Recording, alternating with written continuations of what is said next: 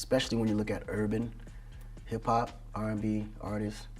They're like dying every week. And for what? That's right, it's your boy Akon and you're tuned in to a Triller exclusive. Did your brother really secretly perform for you when you couldn't make a show? Yeah, actually he did, in the beginning. That was before social media existed. So you really couldn't tell us apart. And it was perfect. Did anyone eventually find out, or did you have to like come out and say, oh, by the way, like you? Well, fortunately, everyone that that we did shows for, the shows were always great. So they never really noticed, but yeah, now they all know now. So we like now we laugh about it. Like we all laugh about it now, but they all know about it. What is the biggest difference between this project and your previous projects? This one is just having fun with it, saying whatever I want to say, how I want to say it, with no specific meaning to any of the words. Whereas my past projects, everything was based on my experience. I went through it, and I just wrote about it, Well, minus the first single. The first single is a little bit me.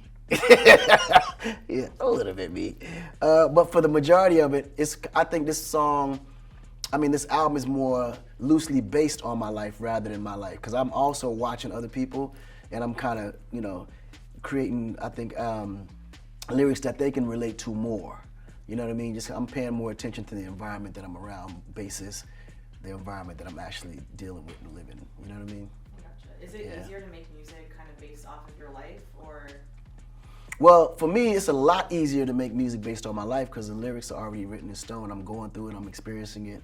It's my life, so it's easy, right? But when I'm trying to create music for other people, it's a lot more challenging. And I kind of like that because I want to see if I can get it right. You know what I mean? Do you always get it right? Well, we'll find out. We'll find out for sure if we get it right. Because if the people enjoy it, then that means they're relating to it. There has to be somebody that you haven't collaborated with yet that you would like to. Actually, there is. There's only, because I can't remember who. Well, actually, there's two people that I haven't collaborated with.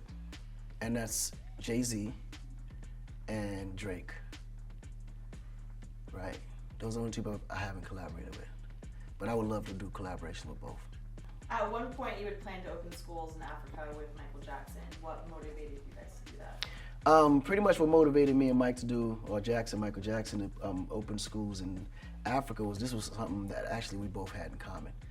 We wanted to develop Africa. We wanted to give the kids in Africa a better environment to learn, expand on their talents in music. As a child, there were so many things that I would have loved to do that I just didn't have the resources to do. So that's what drove me. But I think it was the idea of both of us having the same, passion for it. What is the progress on Akon City? The progress is definitely progressing. Like, I'm so happy, but at the same time too, it was so much when I first walked into the project with Akon City that I didn't know.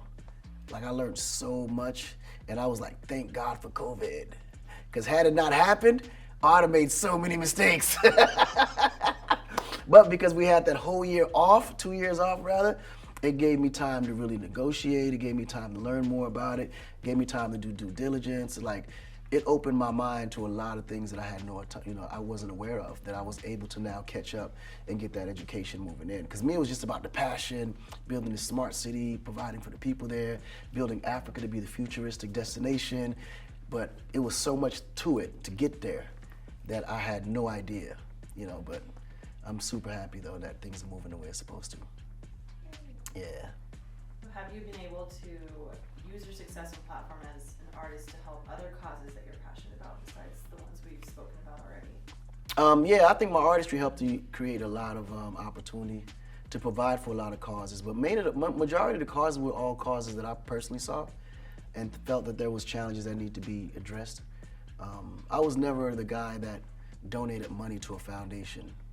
I just don't believe the money goes to where it's supposed to go. So I was like, listen, I'm gonna start my own foundation and utilize my own money. So at the end of the day, I know for a fact it's going where it needs to go. And whoever wants to be a part, whoever wants to involve, then I'm open. But if you're not, it's okay, because I was doing it for something that I personally had the passion to be able to just give back. So it really didn't matter. But as far as collaborating with other causes, I definitely do that a lot in Africa. mainly to keep an eye on them though, watching your ass.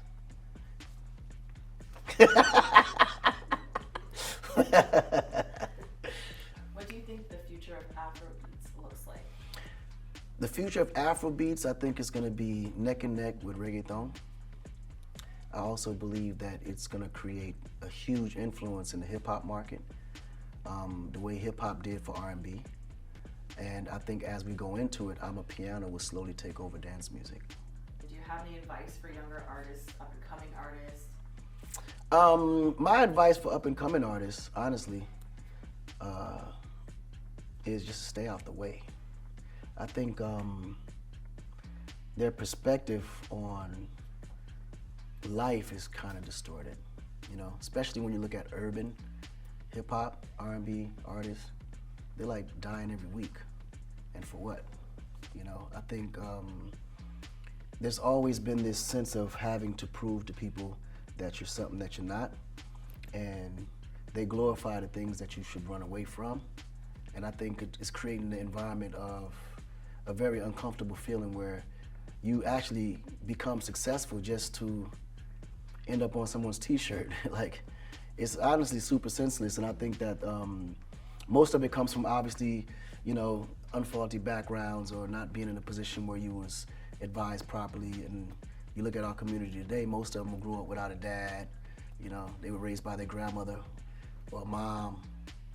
A single parent home is hard, especially when you got to raise a man as a woman. You know what I mean? How did you and Jeezy become friends? You guys made a ton of hits together. So what's the story behind Yeah. No, Jeezy's my bro, man. That's my brother. He was actually introduced to me by Big Meech. Big Meech introduced me to him. He was a really, really good friend at the time. And he was developing, the BMF Entertainment. And Jeezy was the first artist. Well, second artist, because I think it was Blue first and then Jeezy. But he felt that Jeezy had what it takes to make it. So he brought him to my doorstep and was like, yo, this is the one. And after Jeezy rapped for me, I was like, oh yeah, he's the one. And the whole city of Atlanta believed that he was the one too, because they all got behind him. Like, his mixtapes was being played in Atlanta, like an album. And the worst, craziest part about it was, most albums at that time, you would pay the single. But you go into the strip club with Jeezy, his whole album, his whole mixtape was being played from the first song to the end of the song. That was the first time I ever seen a whole mixtape from top to bottom be played in the strip club. Like, every song was a single. Now, he killed that market around that time, but that's how we met. Next collab question: how did you and T-Pain also form a strong friendship? Me and T-Pain, he's like my little brother. T-Pain was brought to me by Boo, actually. My little brother Boo was the one that found the T-Pain and brought him to me. And I was like, this kid sounds like me. He fits the whole convict music family. But interestingly enough, I honestly always believed that T-Pain was way more talented than me musically. This kid got range. Like, he's on a different level, honestly. And I was like, I need to sign him ASAP, because I would prefer he be on my team than him being, the op. You know what I'm saying? Like, I would not want to compete against that kid. What's the craziest rumor or weird news you've ever heard about yourself?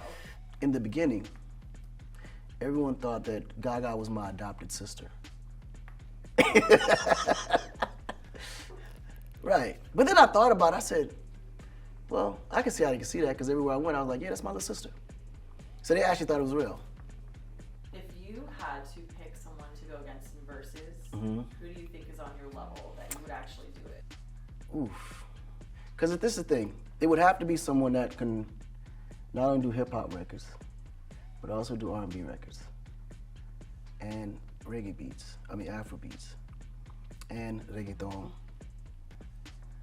And they would also have to be a producer. They're not just producing hip-hop, but also in pop music, and in Afro beats, and in reggaeton. And then I would also rate the performance, because I just don't believe that nobody can outperform me. I just don't believe it.